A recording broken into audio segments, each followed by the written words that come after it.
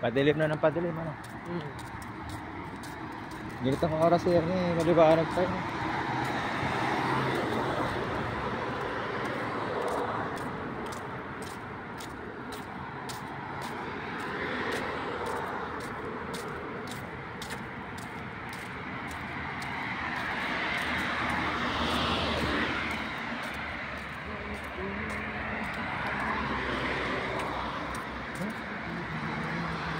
Kaya hi, panggabi.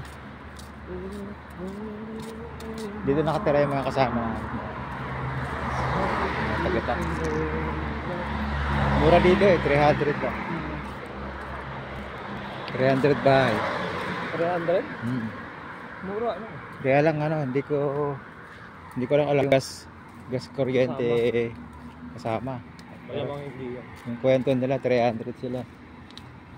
Mga Georgian.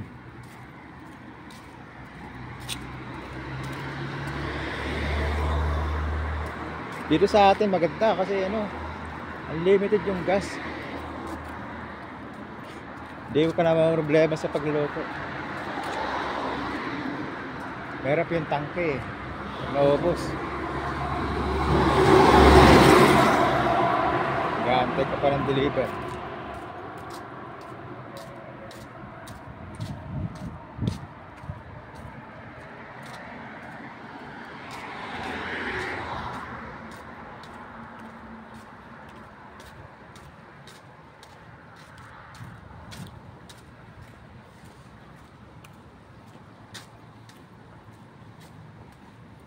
Dito hindi uso yung tambay, ano?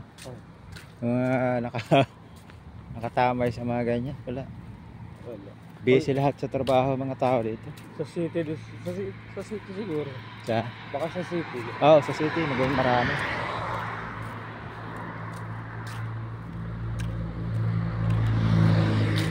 Doon naman, ano? Paggabi, lalabasan ng tao, parang sa Saudi.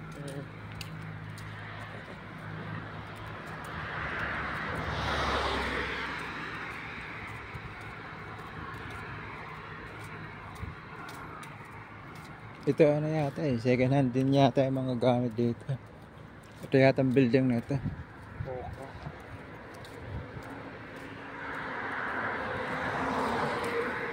Nangangati yung braso sa ano. Mukhang hindi tatagalan yung trabaho. Si Randy ganyan. Magana yung braso niya. Tapos eh nilipat.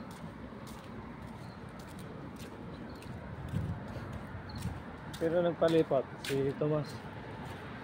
Si Radek. Si Radek. Pinipicturean niya kasi yung braso niya, araw-araw niya sinusunod. Parang ano eh, parang pantal-pantal na itsura, lalaki. Kamot siya ng kamot.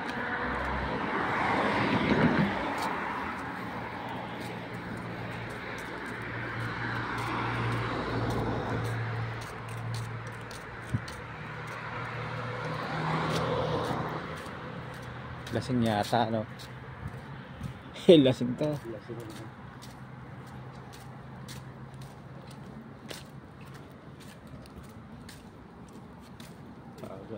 Lasing. Baga, alas 10.